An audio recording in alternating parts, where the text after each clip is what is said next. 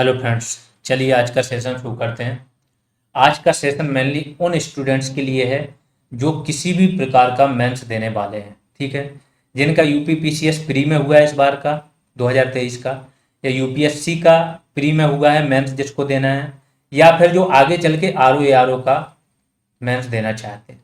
तो जो भी सब्जेक्टिव पेपर्स हैं ये उनके लिए एकदम समझ लो इतनी ज़बरदस्त चीज़ होने वाली है कि आपका कुछ भी आइडिया नहीं होगा तो 70 से 80% काम यहीं से हो जाना है, ठीक।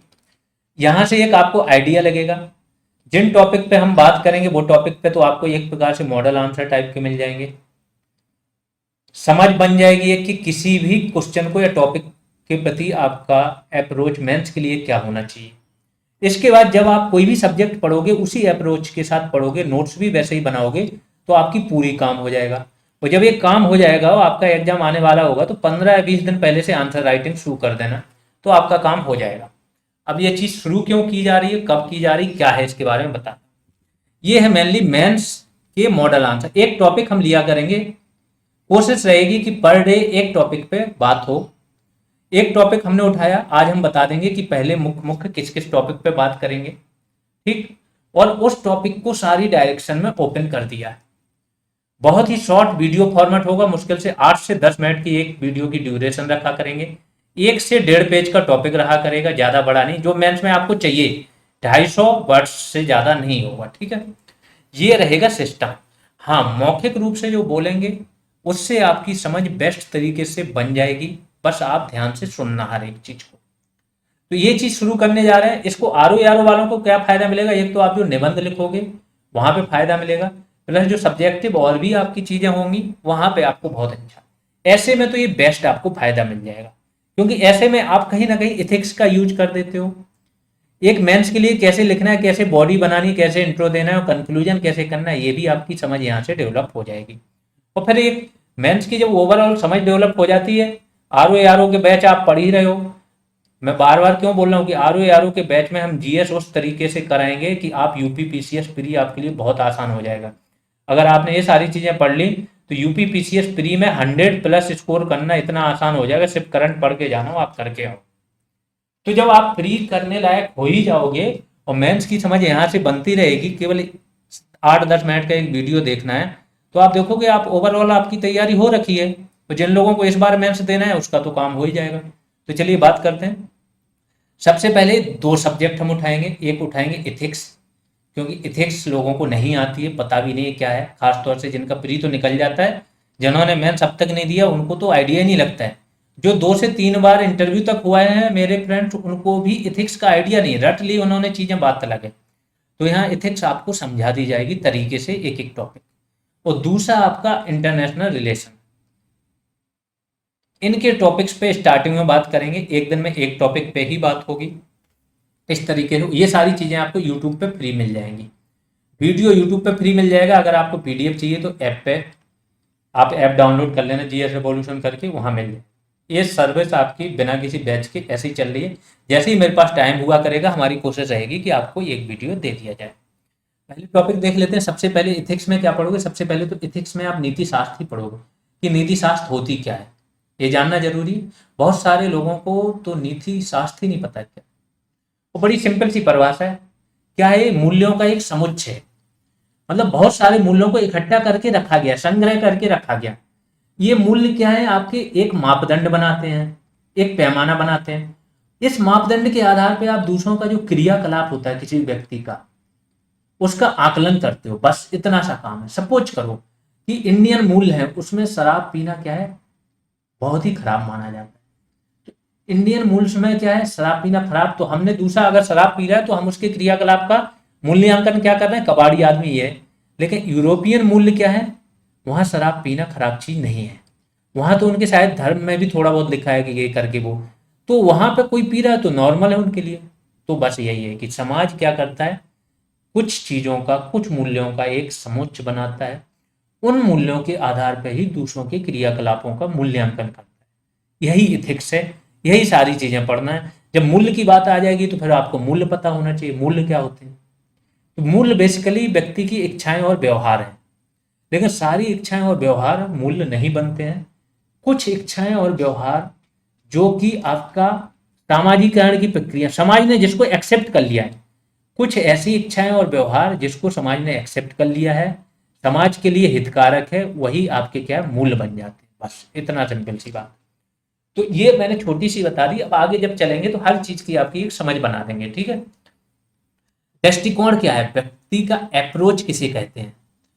तो अप्रोच में देखोगे इस पे 1 या 1.5 पेज का आ जाएगा आपका पहला जो वीडियो आएगा इसी पे ही आ जाएगा कि आपका दृष्टिकोण होता क्या है, और सिविल सर्विसेज में अगर आप जाना चाह रहे हो तो दृष्टिकोण होना क्या चाहिए। ठीक। अप्रोच मेनली वो होता है कि किसी समस्या को जब आप समाधान करने जा रहे हो या किसी चीज को करने जा रहे हो तो उसके प्रति आपको करने का तरीका क्या है। तो किसी काम को करने का तरीका ही आपका क्या होता है, दृष्टिकोण। फिर देखेंगे सार्वजनिक जीवन क्या है, क्यों जरूरी है, सिविल सेवा में क्या क्या चीजों में सार्वजनिक जीवन की उपयोगिता होती है, और इसकी परिभाषा कहाँ क्या। तो हर एक चीज को डिटेल में देखेंगे, लेकिन वही मैंने बोला 250 शब्द। अगर शब्द ज्यादा करने पड़े तो उसमें क्या होगा, कीवर्ड्स हम आपको दे देंगे और समझा देंगे, आप अपने आप ऐड करते रहना। अगर यहाँ पे हमने 200-250 शब्द का करा दिया तो आप समझ लेना इतने कीवर्ड दे देंगे कि आपको 600 शब्द में भी लिखने को आया तो आप लिख पाओगे। ठीक। फिर देखेंगे एटीट्यूड।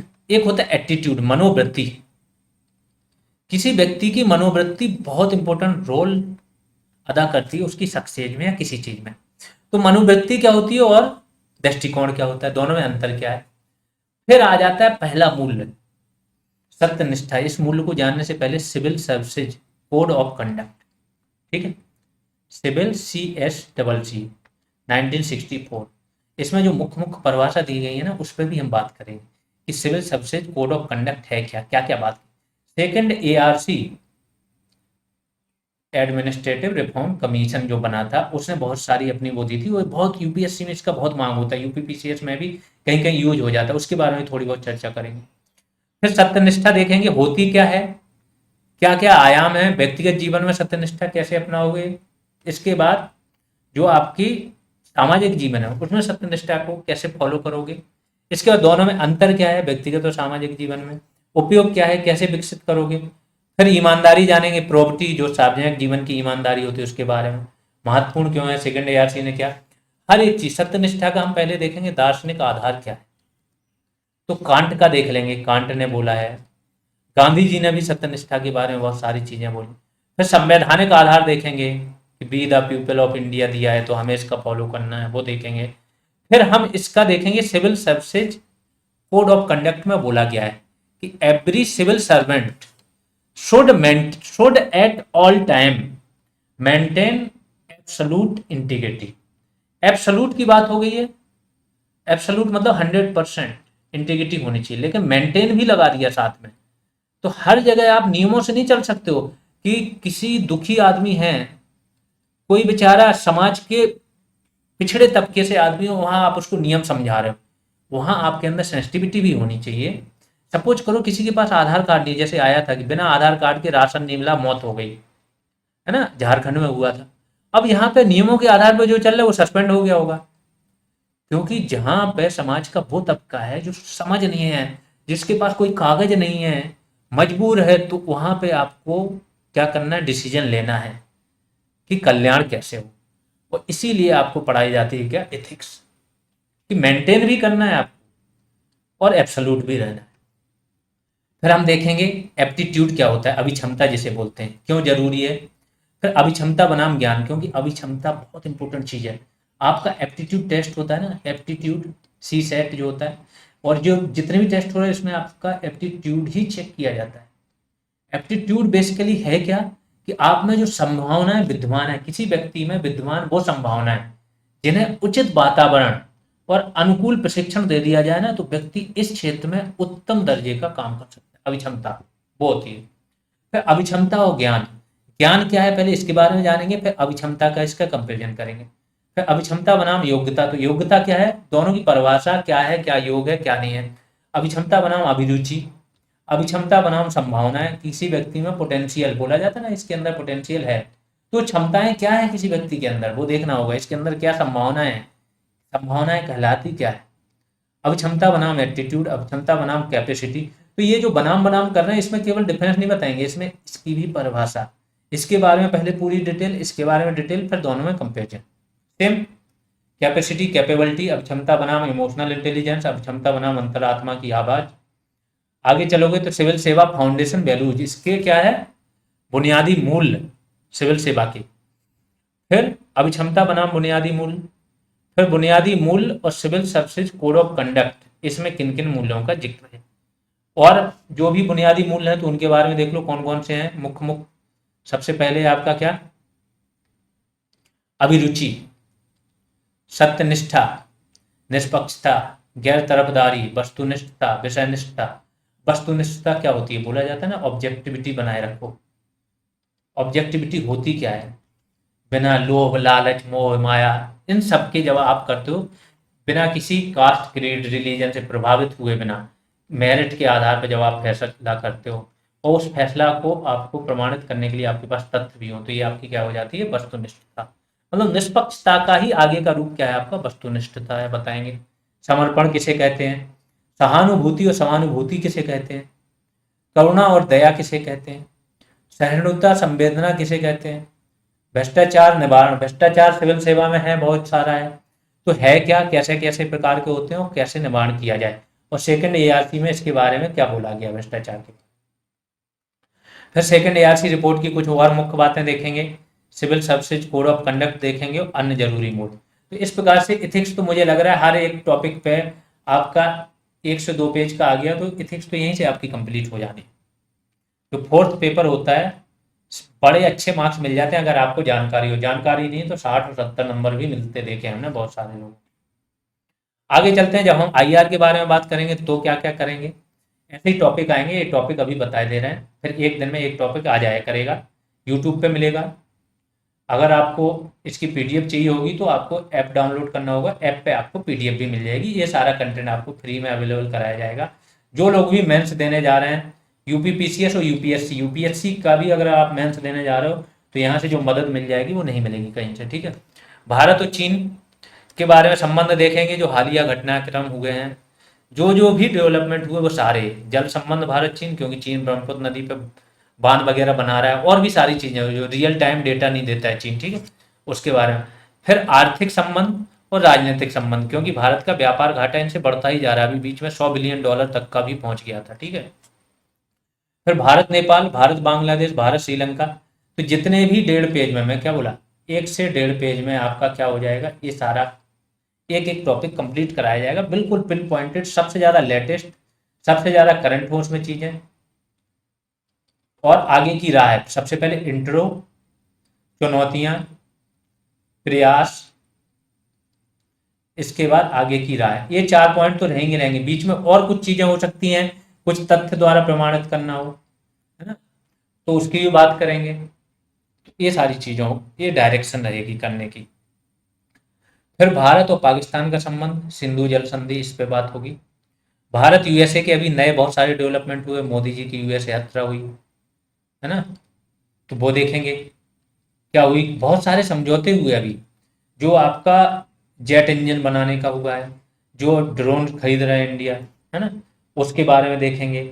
जो आपके डिफेंस सेक्टर में इंडिया को आत्मनिर्भरता करनी है, जो क्रिटिकल टेक्नोलॉजी है उसके बारे में हुए। 5G टेक्नोलॉजी रिलायंस जियो देगा आपको, यूएसए यहाँ से खरीद रहा है, क्योंकि जो चाइनीज कंपनी थी हुआवे वगैरह जेट थी, उसको अमेरिका ने बैन कर रखा है। तो इन सब चीज़ों में बात होगी। भारत जापान संबंध, भारत रूस और नए डेवलपमेंट जितने हैं, रूस से जो सस्ता तेल वगैरह है ना, भारत की जो नीति है, दबाव में नहीं आया, रूस की अभी तक आलोचना नहीं की, हर चीज़ पे बात होगी, हर दिशा में होगी, और वो बात होगी पिन पॉइंटेड, जो आपको मेंस में लिखनी है, इधर उधर की ज़्यादा बकवास नहीं होगी। भारत यूके और यूरोपियन यूनियन से संबंध, एक यूरोपियन यूनियन से भारत का फ्री ट्रेड एग्रीमेंट की बात हो रही, बहुत टाइम से चल रही है, ये नहीं हो पाया, यूके के साथ अलग से चल रही है, ये भी अभी तक नहीं हो पाया। ये केवल जो प्रवासी भारतीय जो माइग्रेट करके जाएंगे उस बात पे पैंच फंसा हुआ है। भारत और ऑस्ट्रेलिया की बात होगी, भारत मॉरिशस, भारत मालदीव, भारत यूक्रेन, रूस यूक्रेन युद्ध का प्रभाव भी देखेंगे। भारत की हिंद प्रशांत में भूमिका, सबसे इंपॉर्टेंट, सबसे हॉट टॉपिक अभी क्या है, इंडो पैसिफिक। कोई भी बात हो रही तो वहां पे इंडो पैसिफिक जरूर आता है, क्वाड वगैरह जितनी भी चीजें बन रही इसी की सुरक्षा के लिए बन रही, ऑकस वगैरह, ठीक। ऑकस I2U2 देखेंगे, और भारत फ्रांस देखेंगे। फिर आगे चले जाएंगे तो जितने भी संगठन है बड़े बड़े जिसके बारे में बात होती है, BIMSTEC, ASEAN, SAARC, BRICS, G7, G20, SCO, Quad, इनके बारे में पूरा डिटेल से हर दिशा में। जैसे G20 पे कल अंकित ने मेरे से पूछा कि सर जैसे G20 पे आ गया उसको कैसे लिखेंगे, सिंपल सा मैंने बताया। सबसे पहले G20 का आप इंट्रो दे दो, कब इसकी स्थापना हुई, कितने देश हैं, 19 देश, एक यूरोपियन यूनियन, ठीक। इसके बाद क्या कार्य है कि जो वित्तीय, खासतौर से वित्तीय स्थिरता के लिए कार्य करता है, वित्तीय प्रशासन को मजबूत बनाना इसका काम होता है G20 देशों का। विकसित और विकासशील अर्थव्यवस्थाएं इसके अंदर दुनिया भर की, ठीक। अब इसके ये हो गया। फिर G20 और इंडिया तथा इंडिया, तो इंडिया का लिखना है कि जब संस्थापक सदस्य है कि नहीं, कब बना इंडिया सदस्य, इस टाइम इंडिया इसकी अध्यक्षता कर रहा है, उसकी थीम क्या है और क्या क्या इंडिया ने इसमें योगदान दिया और क्या क्या दे सकता है। फिर इसके सामने चुनौतियां, G20 के सामने बहुत सारी चुनौतियां, आर्थिक चुनौतियां, अभी अभी कोविड की खत्म हुई है पूरी तरह, वो भी नहीं खत्म हुई, और भी भविष्य की महामारियां आ सकती हैं।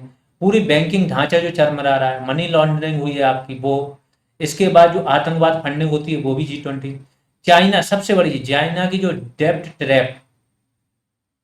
ट्रैप करके जो नीति है, दुनिया भर के देशों को, छोटे छोटे देशों को अपने जाल में फंसा देना, ऋण जाल, इससे निपटना। चाइना की जो विस्तारवादी नीति है, साउथ चाइना सी में चाइना जो कर रहा है, जो स्वतंत्र नेविगेशन के लिए खतरा, ये सब चीजों से किसको निपटना है, G20 को निपटना है। इसके सामने चुनौतियां। फिर G20 की कुछ उपलब्धियां, उस पर बात करेंगे। कुछ इसकी जहां सीमितताएं थी, इनकी सीमाएं, उस पर बात करेंगे। तो हर उसमें 5-5 पॉइंट उठा दूं और लास्ट में आगे की राय, और थोड़ा एक पोर्शन डालना है तो भारत में G20, तो भारत में जो G20 हो रहा है उसके बारे में 7 से 8 फैक्ट्स दे दूं। इस जो जो मुख्य आए होंगे, इस पे बैठक हुई, ये नया निर्णय लिया गया, अभी ले लिया जाएगा आगे चल के, 1-2 महीने में, सितंबर में है शायद इसकी मीटिंग है, तो ये निर्णय वगैरह इस पे भी बात हो जाएगी। फिर 5G, क्रिटिकल टेक्नोलॉजी, सेमीकंडक्टर के जो प्लांट लग रहे हैं गुजरात में लग रहे हैं, अभी दिल्ली आ रहा है, माइक्रोन तो लगा ही रही है, दिल्ली कहीं ना, उड़ीसा में एक कंपनी के बारे में आ रहा है, ठीक। वो जो प्रोडक्शन लिंक्ड इंसेंटिव देती है ना गवर्नमेंट, उस पर बात होगी। फिर जेट इंजन पे बात होगी, जो 414 जेट इंजन दे रहा है अमेरिका, और टेक्नोलॉजी ट्रांसफर हो रही है। दुनिया के केवल 4-5 देश ही हैं जिनके पास ये टेक्नोलॉजी है जेट इंजन बनाने, बाकी चाइना के पास भी नहीं, चाइना भी रसिया से लेता है, ठीक है, जेट इंजन खरीदता है। और इसकी पहली बार ये हो रहा है कि अमेरिका ये पूरी टेक्नोलॉजी ट्रांसफर कर रहा है। जो ड्रोन्स, रीपर ड्रोन्स जो इंडिया खरीद रहा है, डिफेंस में आत्मनिर्भरता के लिए काम, आर्टिफिशियल इंटेलिजेंस है ना, ओपन AI, इस सब पे चीजें बात होगी, और एक एक 1.5 पेज का इस पे आएगा आपका। फिर UNSC में भारत की जो हमेशा से मांग रही है परमानेंट मेंबरशिप, यहाँ पे NSG भी देख लो, न्यूक्लियर सप्लायर ग्रुप, उसमें भी, बाकी में तो इंडिया बन गया है, ऑस्ट्रेलिया, वासेनार और MTCR में, ठीक। UNHRC के बहुत सारे मुद्दे हैं, ये बहुत ज़्यादा उछलते हैं, ये लोग करते कुछ नहीं है, ठीक है, तो इनके देखेंगे। जो अभी हाल में हो रहा है, शरणार्थी जितने भी आए थे ना, फ्रांस में क्या हो रहा है, फ्रांस ने जिन लोगों को शरण दी थी आ गए, यूरोप बहुत बड़ा लिबरल बनता था, अब ये लोग हंगामा काट रखे हैं, पूरे यूरोप को ना ऐसी तैसी करके रखे हैं, आग लगा रहे हैं, फूंक रहे हैं, ठीक है। अब इनको समझ में आ रहा है, तो इस पे भी चर्चा करेंगे, क्या ये सही है, गलत है, इसके आगे इम्प्लीकेशंस क्या है। भारत की आर्कटिक नीति देखेंगे, क्योंकि इस पे UPPCS में पिछली बार क्वेश्चन आया था, आर्कटिक नीति भी पूछ लेते हैं, क्योंकि आर्कटिक में बोला जाता है कि संसाधन, बहुत सारे संसाधन आर्कटिक में है आपके, तो देखेंगे कि भारत कैसे वहां पे क्या कर रहा है। सॉफ्ट पावर, जो भारत की सॉफ्ट पावर कूटनीति है, कल्चरल प्रोग्राम्स होते हैं, चीजें देते हैं, वैक्सीन कूटनीति थी, इस पे बात होगी। फिर NPT, नॉन प्रोलिफरेशन ट्रीटी है NPT, इस पे इंडिया ने हस्ताक्षर नहीं किए, और भी आया है 1-2, तो उन सब पे बात करेंगे। भारत की स्वतंत्र विदेश नीति सबसे इंपॉर्टेंट पोर्शन है, कि USA से भी संबंध, रसिया से भी संबंध, दोनों से एकदम अलग ऊंचाई पे जा रहे हैं। फिर अभी विदेशों में हाल में खालिस्तानियों ने खालिस्तान की मांग की है, विदेशों में बहुत सारे आंदोलन चला रहे थे, तो इस पर बात करें, ये नया ट्रेंड है जो। फिर अपनी एजेंसियों ने अब इनसे निपटना शुरू कर दिया, तो इस पर क्वेश्चन अगर बन सकता है, सिक्योरिटी वाला होगा वैसे तो, बट IR में इसलिए ले लेंगे इसको कि ये विदेशों से रिलेटेड है, ठीक है, और विदेशों में जो प्रोपेगेंडा चल रहा है, इस तरीके से IR की मेन टॉपिक हम उठा लेंगे और इस पर बात करेंगे हर एक टॉपिक पे। तो ऐसे करके कोशिश होगी 1 डे 1 टॉपिक, हर टॉपिक का मैंने बता दिया विस्तार कैसे होगा, जैसे G20 का एग्जाम्पल दे दी, ऐसे ही हर टॉपिक का विस्तार होगा। अगर आपने कुछ भी नहीं किया, प्री निकल गया, अब आपको समझ में नहीं आ रहा, और 80 से 85% स्टूडेंट्स वही होते हैं।